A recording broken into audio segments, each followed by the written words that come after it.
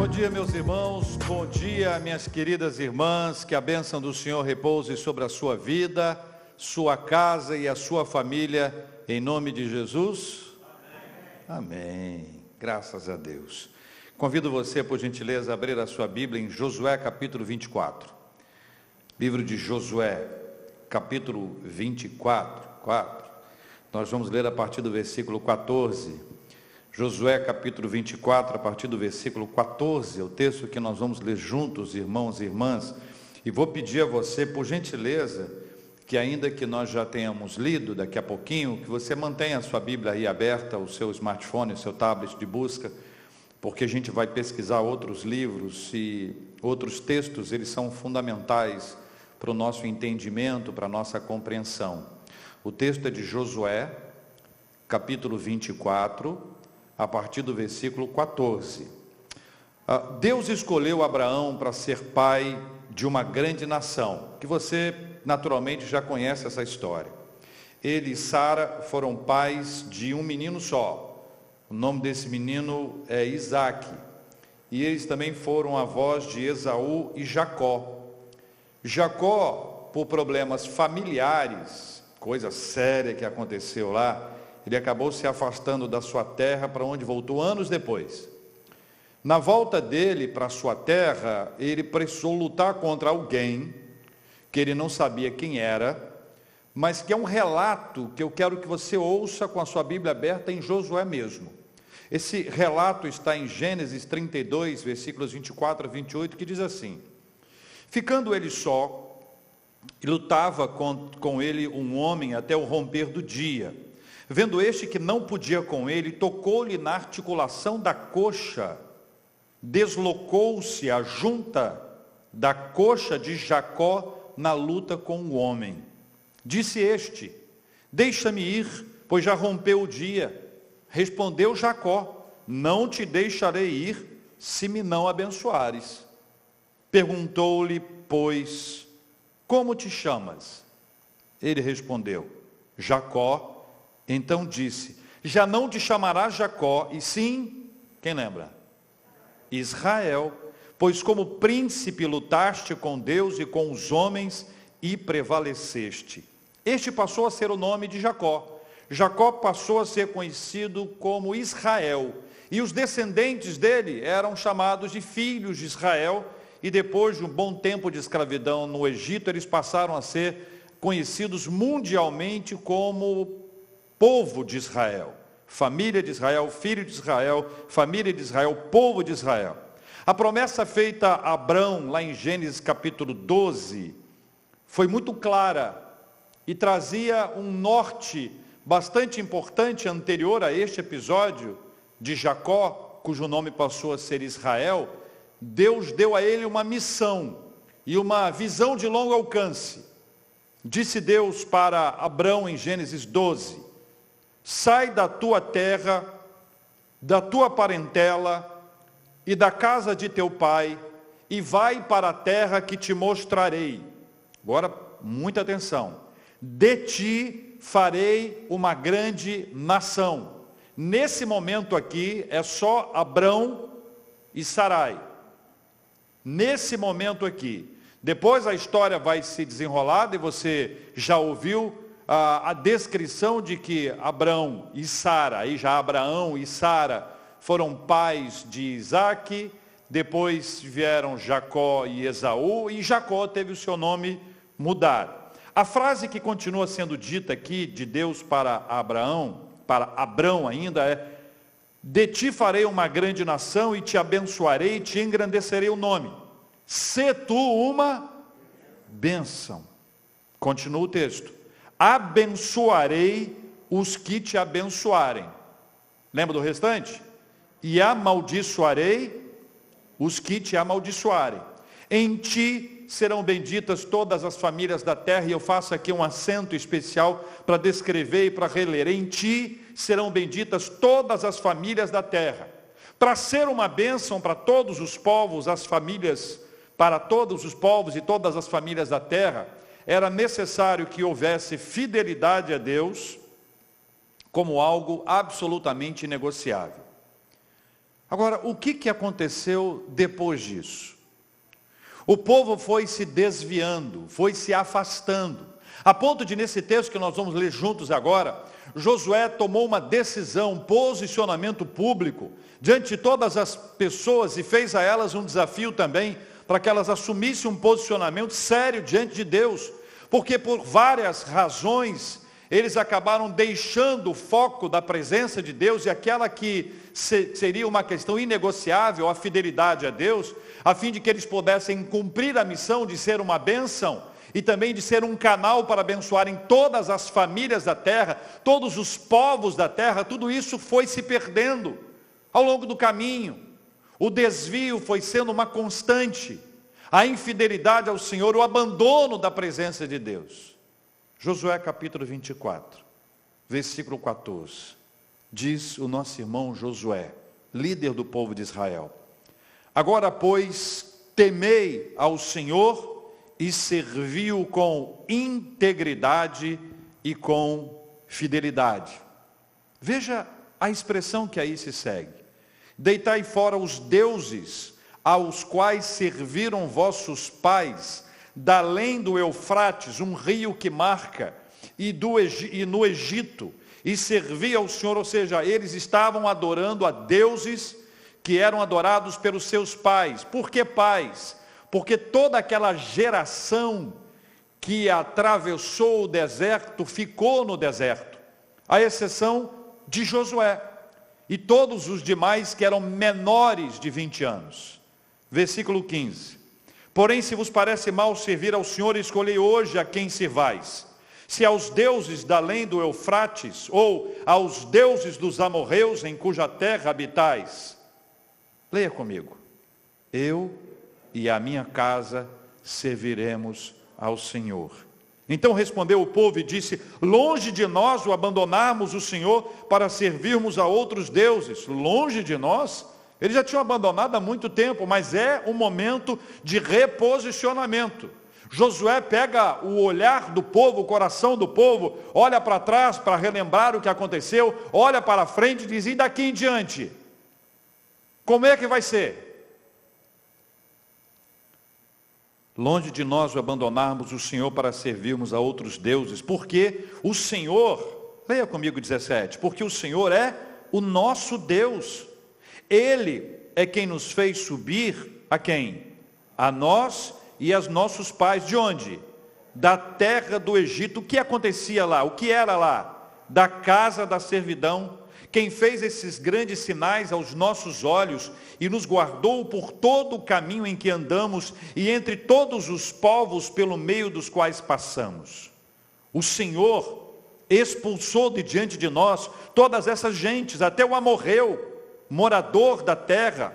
Portanto, nós também serviremos ao Senhor, pois Ele é o nosso Deus. Agora, volta rapidamente o 15 aqui, para lembrar a última frase do 15 aqui. Estavam da além do Eufrates, ou aos deuses dos amorreus em cuja terra habitais. Está vendo?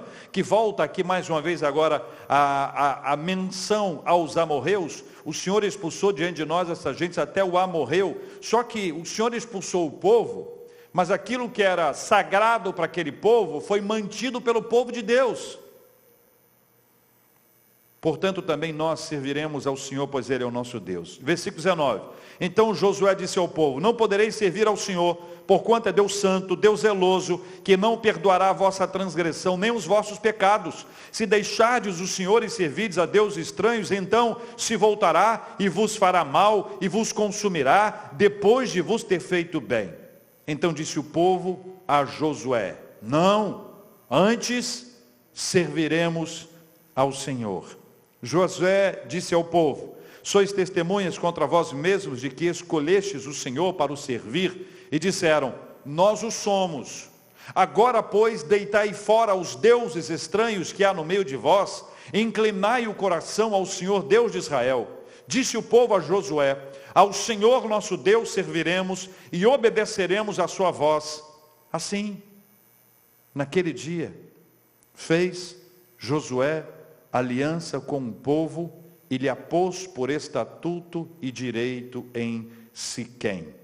Esse texto nos leva Há um momento crucial de reposicionamento do povo de Deus que ali estava. E eu queria conversar com você dentro desse texto sobre 3 aspectos curiosos que envolvem as culturas. O primeiro é a cultura dos povos.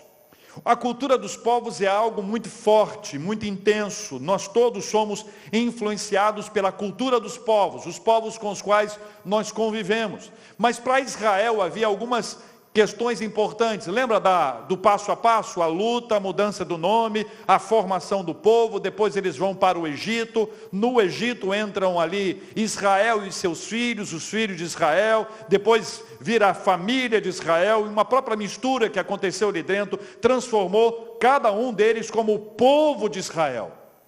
Aí Israel recebe a bênção de Deus e sai do Egito. Mas aconteceu uma coisa curiosa, como a influência dos povos é grande na vida do povo de Deus que ali estava. Embora eles tenham saído do Egito, a cultura egípcia permaneceu arraigada na espiritualidade, nas emoções e na mentalidade deles. Eles ficaram cerca de 400 anos aprisionados ali, como escravos, boa parte daquele tempo. Existe um episódio marcante, dentre outros tantos, que traz essa lembrança. E eu quero que você abra comigo em Êxodo, capítulo 32. Êxodo, capítulo 32, a partir do versículo 1. Quero chamar sua atenção para isso. Abra sua Bíblia aí e vamos ler juntos. Veja, olha o que aconteceu. O povo de Deus, o povo de Israel, sai do Egito. Mas o Egito ainda estava no coração do povo. A mentalidade, a emoção e a espiritualidade estava arraigada ali. E esse episódio, que é o famoso episódio do bezerro de ouro, traz isso de forma clara. Diz a Bíblia: mas vendo o povo que Moisés tardava em descer do monte, acercou-se de Arão e lhe disse: levanta-te, faze-nos deuses que vão adiante de nós, pois quanto a este Moisés, o homem que nos tirou do Egito, não sabemos o que lhe terá sucedido. Aí o que disse para eles Arão? Tirai as argolas de ouro das orelhas de vossas mulheres, vossos filhos e vossas filhas, e trazei-mas. Então todo o povo tirou das orelhas as argolas e as trouxe a Arão. Este, recebendo-as de suas mãos, trabalhou o ouro com buril e fez dele um bezerro fundido. Então disseram, olha a frase deles, escuta a frase deles: são estes, ó Israel, os teus deuses, que te tiraram da terra do Egito. Veja que nesse momento aqui, mal saíram do Egito. O Egito ainda estava arraigado na mente, no coração e na espiritualidade deles. Mas se isso somente não bastasse, eles atribuíram a esses deuses, criados pelas suas mãos, o fato de terem sido libertados da escravidão do Egito. O texto continua dizendo que a eles foi prestado culto e sacrifícios. Levantaram holocaustos.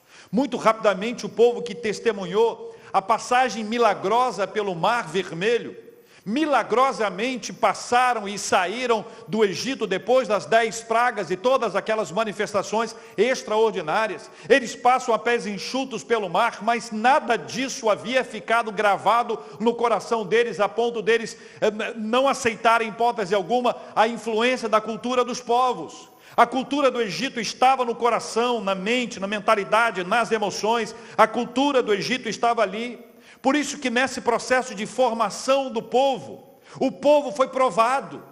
O povo precisava manter a sua fidelidade a Deus. O desafio que Deus fez a Abraão, naquele projeto ali apresentado, estava se observando todo o universo, o planeta inteiro, o globo todo, para que a graça de Deus pudesse alcançar todos os povos. Era necessário que aquele povo de Deus que ali estava sendo constituído, formado, construído, ele fosse fiel ao Senhor e devotasse a Deus toda a honra e toda a glória, e não negociasse em hipótese alguma qualquer princípio, não atribuísse a outros deuses aquilo que Deus fez, ainda mais deuses construídos pelas suas próprias mãos. Por isso Josué é tão enfático, não apenas no desafio anterior à sua fala, mas até quando o povo diz, não, nós vamos servir ao Senhor, ele checa, ele aperta, porque ele diz, olha, Deus é santo, e para adorá-lo é necessário que haja integridade, ninguém adora a Deus pela metade.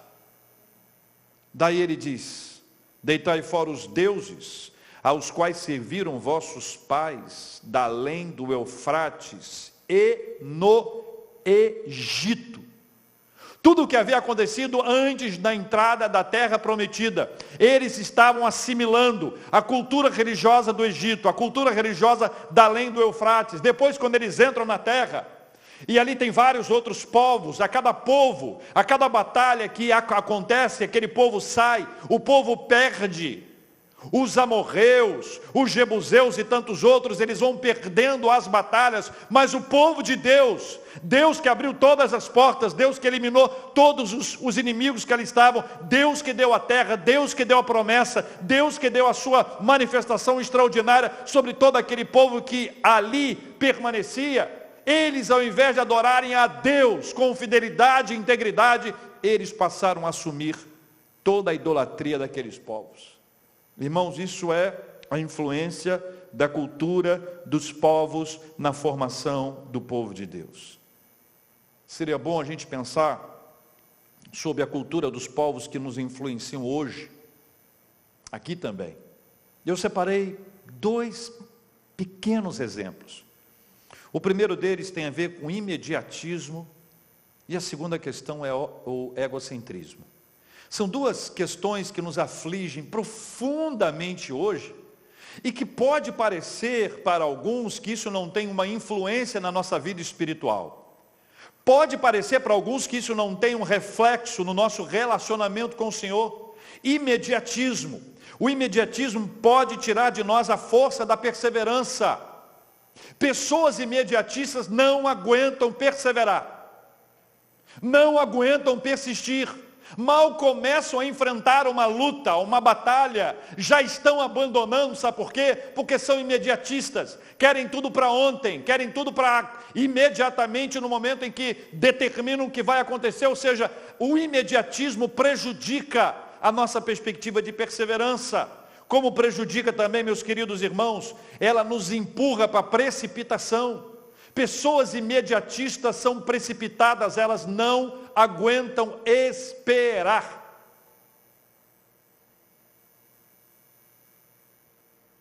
Esperei com paciência, esperei confiantemente pelo Senhor. Pessoas imediatistas não são perseverantes. Pessoas imediatistas não aguentam esperar. Pessoas imediatistas não têm paciência. Pessoas imediatistas se tornam exigentes com os outros. Pessoas imediatistas são adeptas da descartabilidade. Passam a descartar o outro porque o outro não fez, porque o outro não entregou aquilo que foi combinado, aquilo que foi esperado. Pessoas imediatistas acabam agindo desse jeito, elas não perseveram, elas não aguentam esperar, elas perdem a paciência, elas se tornam exigentes com os outros. Elas aprendem a descartar o que não entrega resultado. Isso é fruto da cultura do povo ou dos povos. Isso nos influencia. Mas essa outra palavra, egocentrismo, ela é complexa porque ela nos impede de perceber o próximo. Ela nos impede de perceber o outro. O outro para nós é apenas um número. O outro para nós é apenas alguém que está distante. Eu me fecho no meu aquário e não vejo ninguém, porque o importante é a minha vida. Eu estou no centro dessa história. Eu sou egocêntrico, então eu não estou preocupado com nada que está acontecendo lá de fora. Eu estou preocupado com a minha própria vida. Egocentrismo nos impede de perceber o próximo. Nos impede de sermos empáticos, de sentir a dor do outro, de perceber que o outro existe e de perceber a dor do outro. Há um abandono completo desse olhar ou dessa perspectiva quanto à vida do outro. A empatia deixa de ser uma realidade para aquelas pessoas que são egocêntricas. O egocentrismo nos impede de sermos servos uns dos outros. Eu quero ser servido. Jesus disse, eu não vim para ser servido, mas para servir.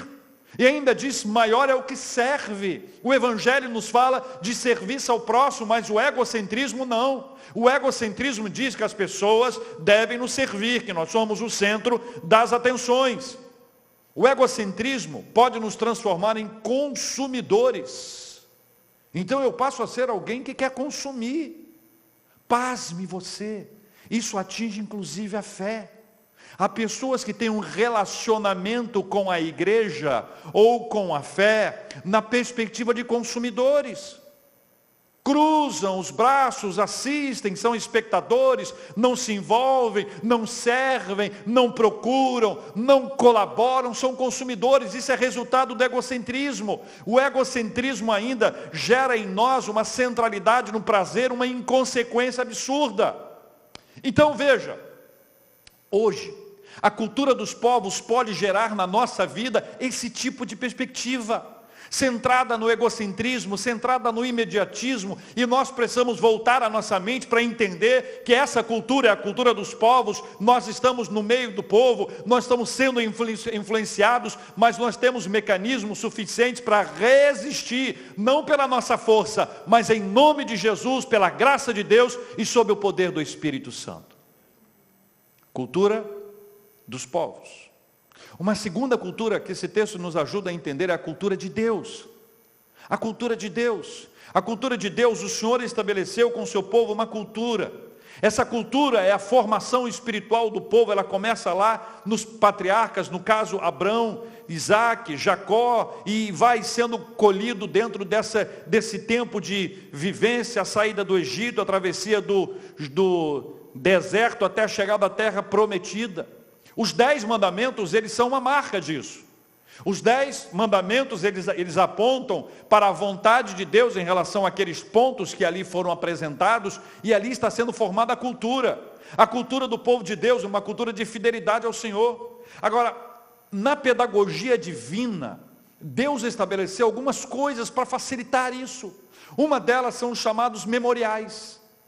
Leia comigo, por favor, Êxodo, no capítulo 12, versículo 14, se você puder abrir a sua Bíblia, você vai observar que Êxodo 12, 14, na celebração da Páscoa, na saída, naquela noite extraordinária, quando o anjo passou e levou os primogênitos dos filhos do Egito, e havia sangue nos umbrais da porta, e houve uma celebração especial em família, ali é estabelecido o memorial. Capítulo 12, versículo 14 de Êxodo diz, este dia vos será por memorial. O que diz o restante do texto?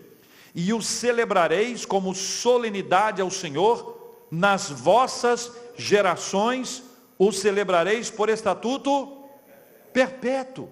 Então o que Deus estava estabelecendo ali? Ele estava estabelecendo uma cultura de Deus para eles. A cultura dos povos já estava estabelecida e ainda seria extremamente influente sobre o povo de Deus, e Deus estava criando ali um ambiente de fé. Deus estava dizendo, olha, vou tirar vocês do Egito.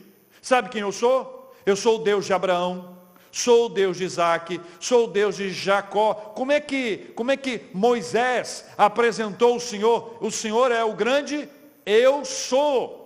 E aí vai criando, vai desenvolvendo, e você vai vendo essa costura toda sendo feita, a saída do povo de Deus ali, aquela marca especial da Páscoa, é um sinal que fortalece a fé do povo de Deus, é um memorial precioso. Veja ainda, se você puder, Josué capítulo 4. Josué capítulo 4, na travessia do rio Jordão, já sob a liderança de Josué, um memorial foi erguido, um memorial foi construído. Diz o capítulo 4 de Josué, versículo 4, chamou, pois, Josué aos 12 homens que escolhera dos filhos de Israel, um de cada tribo, e disse-lhes, passai adiante da arca do Senhor vosso Deus, ao meio do Jordão, e cada um levante sobre o ombro uma pedra, segundo o número das tribos dos filhos de Israel, para que isso seja por sinal entre vós. E quando vossos filhos no futuro perguntarem, que significam estas pedras? Olha só como é que o processo da formação da cultura de Deus na mente e no coração do povo. Então lhes direis que as águas do Jordão foram cortadas diante da arca da aliança do Senhor. Em passando ela, foram as águas do Jordão cortadas. Leia a última frase. Estas pedras serão para sempre por memorial aos filhos de Israel. Tem outros, mas só citando esses dois exemplos aqui para você relembrar. Nesses dois casos preciosos, nós vamos ver que Deus estabeleceu tanto a Páscoa, quanto esse montão de pedras aqui, para apresentar um símbolo, uma lembrança. Era Deus pedagogicamente ensinando ao povo, Deus trazendo ao coração do povo, formando a cultura dele na mente, na mentalidade, nas emoções, no coração.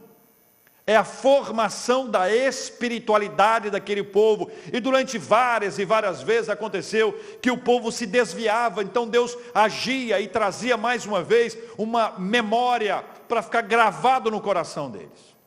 Nesse texto que nós lemos hoje, de Josué capítulo 24, 3 lições simples aparecem aqui para a gente entender. Quando diz no versículo 16 e na parte A do versículo 17, longe de nós o abandonarmos o Senhor para servirmos a outros deuses, porque o Senhor é o nosso Deus. Deus estava trazendo ao coração do povo a importância da fidelidade a Ele.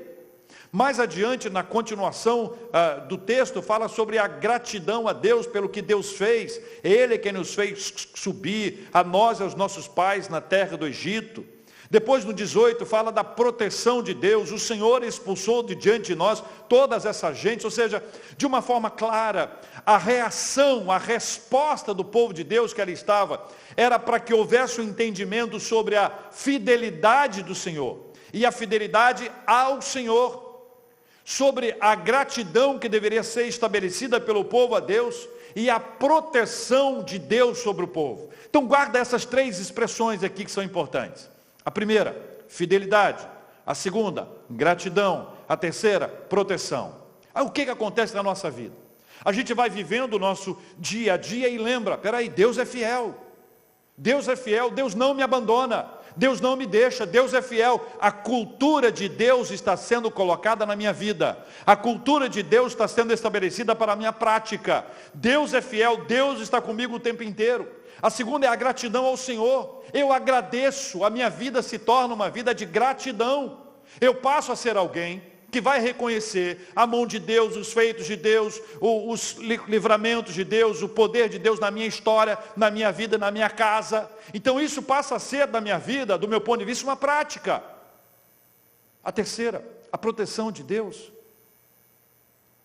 Estou vivendo sob ataque, mas Deus é o meu refúgio e fortaleza.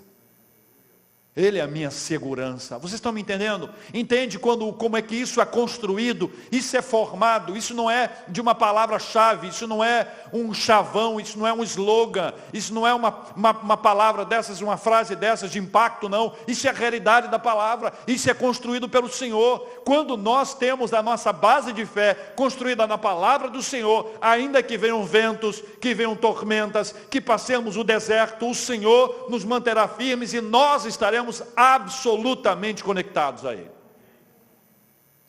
Em algumas ocasiões, Deus trouxe uma instrução que deve ser lembrada hoje, para nós não nos desviarmos, nem para a direita, nem para a esquerda.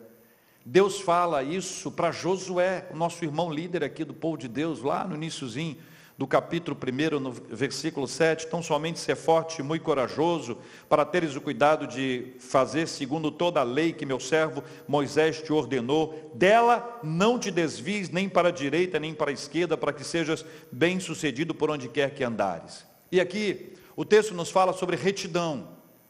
Pessoas que, sabe aquela pessoa reta? Aquela pessoa que não se desvia. Tem esse aspecto. Um outro aspecto é um aspecto geográfico. Então você imagina, você que tem uma mente criativa, que aqui tem um mapa, tá? Aqui tem os povos, e aí cada tribo era colocada, mas os vizinhos ali estavam. E a vizinhança era influência espiritual para a idolatria. Para sair da presença de Deus, eram influências dos outros povos. E aí o que Deus faz? Olha, não se desvie, nem para a direita, nem para a esquerda. Tem um aspecto da retidão à minha palavra, fidelidade à minha palavra, e também um aspecto de não sofrer influência dos outros povos. Então até aqui nós vimos dois tipos de culturas. A primeira, a cultura dos povos, que vai influenciar o povo de Deus. A influência dos povos vai arrancando o povo de Deus do caminho do Senhor. A segunda é a cultura de Deus, é a formação espiritual do povo de Deus, é a conexão do povo de Deus com o Senhor, é a resposta do povo de Deus àquilo que Deus estava ministrando à vida deles. Então o povo passa a ter uma consciência, uma mentalidade fundamentada no relacionamento com Deus. O povo vai me influenciar, mas eu não me deixarei ser influenciado, porque eu estou firmado na palavra do Senhor. Mas tem uma terceira e última cultura muito importante, que é a cultura da família. A cultura da família. O que acontecia? A cultura dos povos influenciava o indivíduo e influenciava a família. A cultura de Deus, o objetivo dela era rechaçar toda essa influência para manter a família estruturada e firmada na palavra do Senhor. Lembra lá em Abraão, lá em Gênesis 12? Em ti serão benditas todas as famílias da terra. Então, o plano de Deus estabelecido foi para que a partir daquela família, todas as famílias da terra fossem abençoadas. Todas as famílias da terra fossem fortalecidas na presença de Deus, ou seja, estivesse caminhando com o Senhor. Mas acontece algumas coisas impressionantes, meus irmãos. Quando eles se desviavam para a direita ou para a esquerda, eles levavam a cultura dos povos para dentro de casa, para dentro da família. E aqui é um problema grave, porque quando uma pessoa traz a cultura dos povos para dentro de casa, ele está necessariamente tirando a cultura de Deus de dentro de casa. Aí é uma influência terrível que acontece. Veja, vou te contar um exemplo aqui que para mim é muito forte. Deuteronômio, capítulo 18, versículo 10. Há a seguinte instrução, pode parecer estranha. Não se achará entre ti quem faça passar pelo fogo o seu filho ou a sua filha. Não se achará entre ti quem faça passar pelo fogo o seu filho ou a sua filha. É uma referência ao culto a Moloque. Moloque era um ídolo dos amonitas, adorado na terra de Canaã e venerado através do sacrifício de crianças. Pasme você, preste bem atenção. O culto a Moloque, o sacrifício dos filhos, havia sido adotado pelo povo de Deus. A cultura dos povos foi trazida para dentro de casa, para dentro da família, foi trazida para o relacionamento interno. Pense você, que insanidade espiritual é essa? Levítico 18, versículo 21 e capítulo 20, versículo 2, tem dois textos que eu vou ler para você. E da tua descendência não darás nenhum para dedicar-se a Moloque, nem profanarás o nome de teu Deus, eu sou o Senhor. Olha como a influência foi grande, a ponto de ser necessária esta fala. No 20, versículo 2, diz assim: também dirás aos filhos de Israel, aí a chapa esquenta. Qualquer dos filhos de Israel, ou dos estrangeiros que peregrinam em Israel, que der de seus filhos a Moloque, será morto. O povo da terra o apedrejará. Olha como o nível foi se aprofundando a ponto de chegar nessa realidade que aqui está. A cultura de Deus, pelo contrário, não admitia isso. A cultura de Deus não admitia isso. A cultura de Deus era diferente da cultura dos povos. A cultura de Deus não tinha essa influência dos povos. A cultura de Deus era para fortalecer a família. A cultura de Deus, ela agora deveria ser adotada pela família. A cultura da família devia ser a cultura de Deus. Deuteronômio capítulo 6, versículos 6 a 9, aliás, antes disso, Salmo 137, versículos 3 a 5, uma lembrança boa, a herança do Senhor são os filhos, o fruto do ventre seu galardão. Veja como o salmista fala sobre a questão dos filhos. Agora sim, Deuteronômio capítulo 6, versículos 6 a 9, diz assim: estas palavras que hoje te ordeno estarão no teu coração. Tu as inculcarás a teus filhos, e delas fartarás, delas falarás, assentado em tua casa, e andando pelo caminho, e ao deitar-te e ao levantar-te, também as atarás como sinal na tua mão, e te serão por frontal entre os olhos, e as escreverás nos umbrais da tua casa e nas tuas portas. O que Deus está nos ensinando? Ele diz para o povo assim: olha, vocês vão instruir os seus filhos. Qual é a instrução que vai ser dada ao filho? Qual a instrução vai ser dada à filha? A cultura de Deus. Por quê? Porque a cultura de Deus estava sendo deixada de lado em favor da cultura dos povos. Então Deus estava arrumando essa história. Então vocês peguem os seus filhos e ensinem para eles aquilo que eu estou ensinando para vocês, para que eles aprendam a cultura de Deus e não a cultura dos povos. O que está sendo visto a longo prazo? As gerações vão assimilando cada dia mais, cada período, cada década, cada ano mais. As gerações vão assimilando a cultura dos povos. Então era necessário o fortalecimento da cultura de Deus. Eles precisavam aprender a palavra do Senhor. E veja que Josué traz ao povo essa oportunidade de reposicionamento aos caminhos do Senhor, e a frase dele que entra para a história, é a frase que nós mais conhecemos nesse texto, é clássica: eu e a minha casa serviremos ao Senhor. Então o que ele está dizendo? Vocês estão entendendo, gente? Ele está dizendo: olha, a cultura dos povos nos influenciou até aqui. A cultura de Deus é esta cultura que aqui está. A cultura da minha família vai ser a seguinte: eu e a minha família, eu e a minha casa serviremos ao Senhor. Agora vocês escolham. Vocês escolham. Escolhei hoje. Escolhei hoje. Então, quando ele assume essa postura, ele está dizendo: ó, eu e a minha casa somos servos do Senhor, e nós estamos debaixo dessa cultura de Deus, embora estejamos mergulhados na cultura dos povos, mas a cultura dos povos não será suficiente para nos arrancar da perspectiva da cultura de Deus. Milhões de famílias no planeta hoje têm a alegria de dizer: eu e a minha casa serviremos ao Senhor.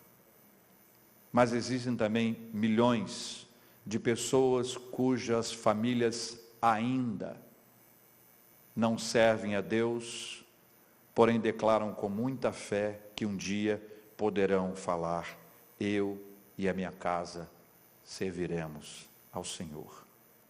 Cristãos têm como primeiro campo missionário a família. Sabemos que uma família composta por servos de Deus, fundamentados na rocha e cheios do Espírito Santo, é uma agência poderosa para a proclamação do Evangelho. Não à toa, a família é um dos principais alvos do inimigo das nossas almas. Não à toa. Veja, o plano de Deus: a família vai ser a agência missionária.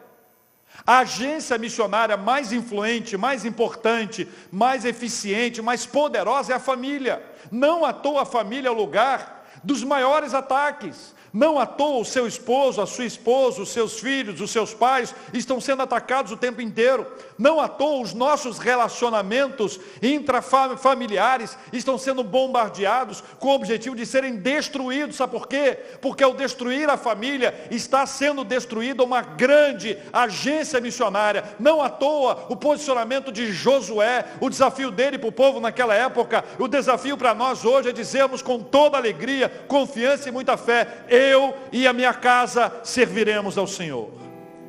Cuide espiritualmente da sua família e trabalhe pelo seu fortalecimento. Existe um desenho nas páginas da Bíblia, e são percebidos de uma maneira mais clara em Efésios capítulo 5 e 6.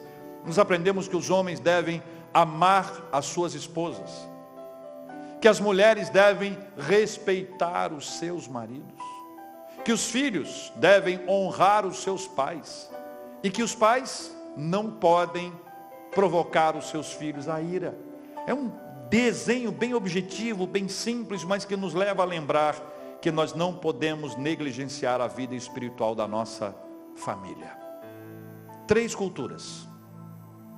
A cultura dos povos, dentro do contexto de Israel, toda a influência espiritual, toda a idolatria, dando glórias a ídolos feitos por mãos humanas, a ídolos dos outros povos, povos derrotados e vencidos. O povo era derrotado, mas ainda assim a idolatria deste povo era assimilada pelo povo de Deus, a ponto de ainda ali, mal tinham saído do Egito, a cultura religiosa do Egito ainda estava arraigada no coração deles e permaneceu durante muito tempo.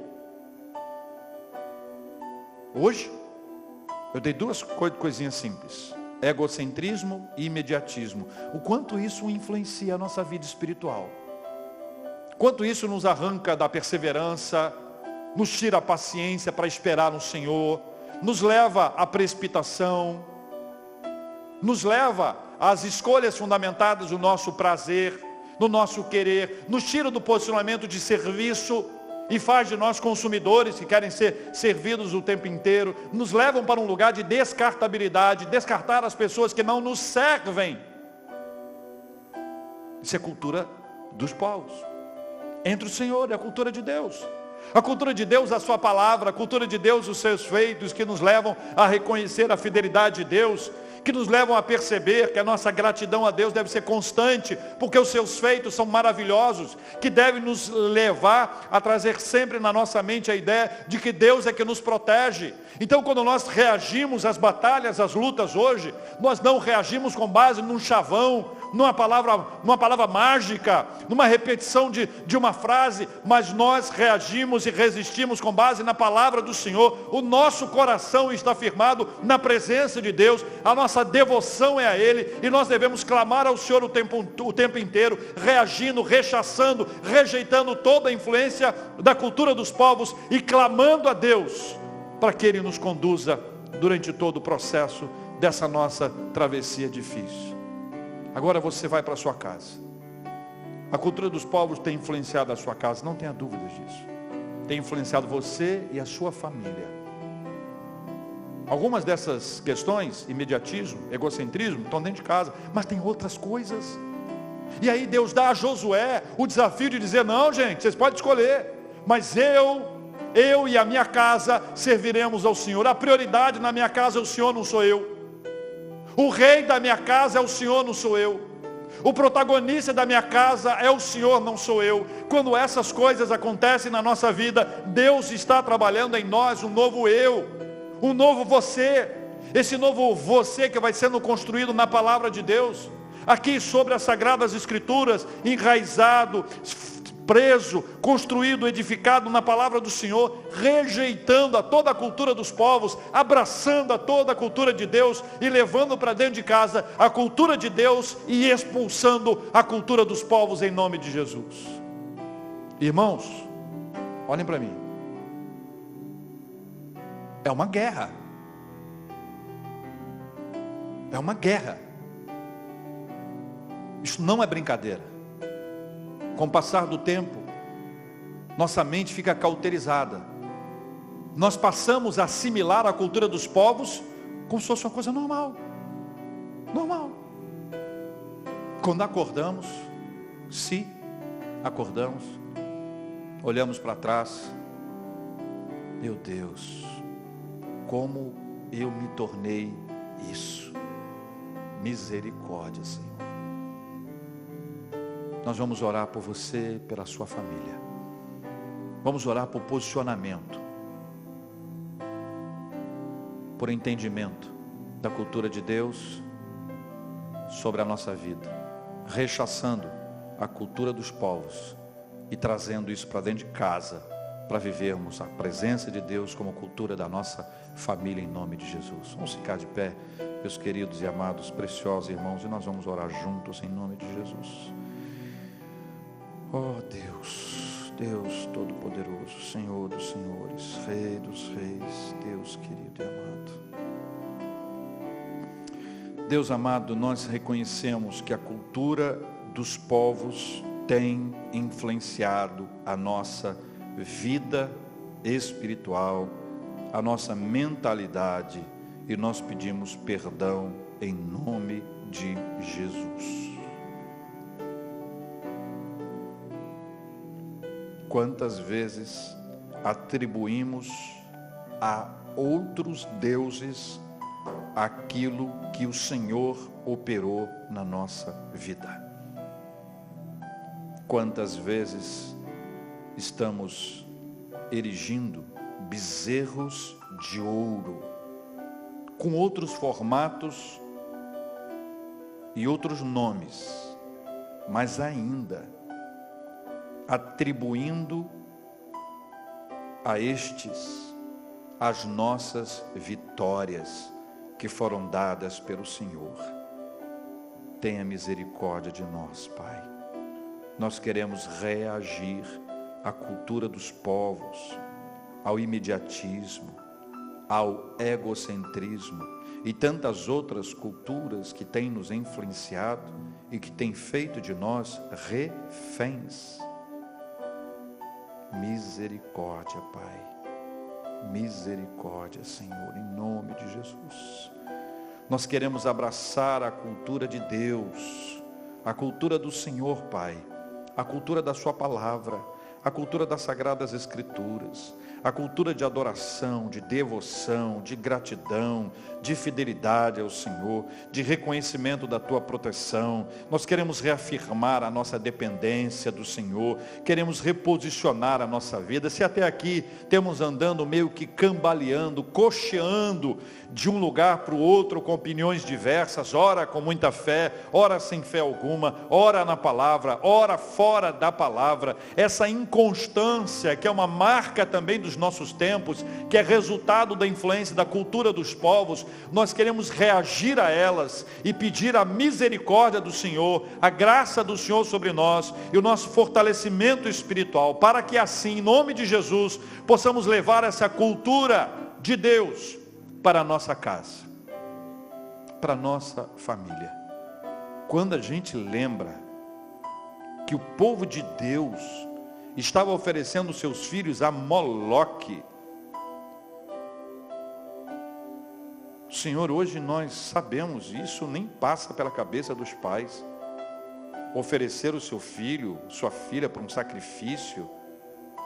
Mas quantos de nós estamos impedindo que os nossos filhos conheçam a Tua palavra?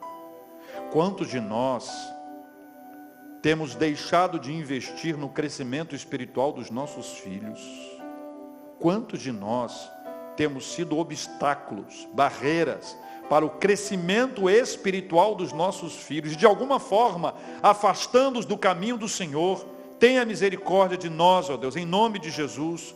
Nós oramos, ó Deus, para que em cada casa haja amor, haja respeito, haja honra e não haja nenhum tipo de provocação à ira, para que seja um ambiente edificado sobre a rocha, para que possamos afirmar aqueles que podem dizer isso: eu e a minha casa já servimos ao Senhor e serviremos ao Senhor para sempre.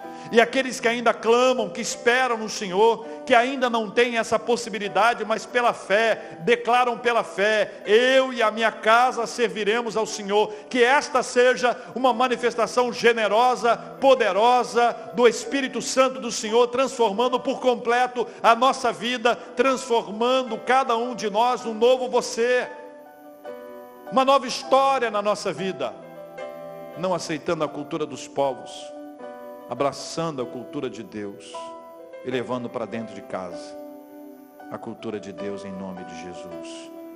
Pai, nós oramos por esse assunto, entregamos esse tema diante do Senhor em oração em nome de Jesus. Também nós oramos, ó Deus, pelas famílias onde há algum tipo de problema, briga, pedimos que o Senhor tenha misericórdia, que traga paz, que traga reconciliação. Oramos, ó Deus, pela saúde de algumas pessoas que de forma muito singular precisam agora das nossas orações. Lembramos do querido reverendo Davidson, lembramos, ó Deus, da Neuza e do Nestor, lembramos do Fernando, do José Santos, de Dona Lúcia, lembramos dos pais da querida Jeane. Oramos, ó Deus, por essas famílias todas envolvidas e tantos outros cujos tratamentos estão sendo feitos em casa. Mas esses, ó Deus, que têm necessidades urgentes, especiais, Deus querido, que sobre cada um deles esteja a bênção da cura. Nós cremos no poder da cura, cremos que o Senhor cura através de remédio, do trabalho dos profissionais de saúde, cremos que o Senhor tem usado cada um deles para isso, e cremos também que de forma sobrenatural, absolutamente imediata, a bênção do Senhor pode acontecer sobre eles, e nós oramos por isso. Oramos por consolo aos corações enlutados, oramos por fortalecimento da nossa fé, oramos pela nossa casa, pela nossa família, oramos pela nossa igreja, oramos por todas as igrejas, pedindo ao Senhor que em nome de Jesus, encha o coração da gente com a boa e poderosa palavra que vem do teu altar, que vem da tua palavra para o coração da gente, hoje e sempre.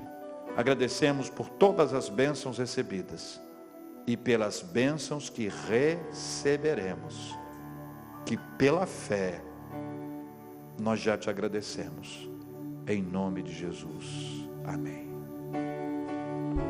Amém.